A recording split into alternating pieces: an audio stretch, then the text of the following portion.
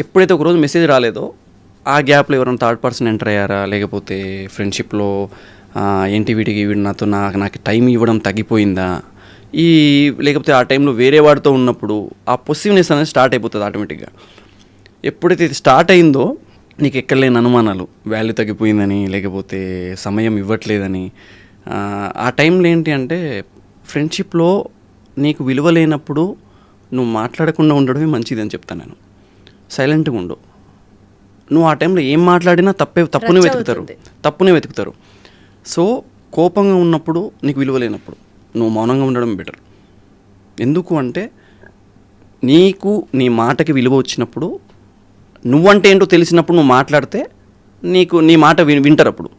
So నా ఉద్దేశ ప్రకారం ఎప్పుడైనా సరే ఈ పొసెసివ్నెస్ ఇది అంతా ఈ జనరేషన్లో అది అంతా నేను ఒకటే చెప్తా, బర్త్డే కేకులు వచ్చి ఏదో దండలేసి రచ్చరచ్చ ఇది కాదు ఫ్రెండ్షిప్.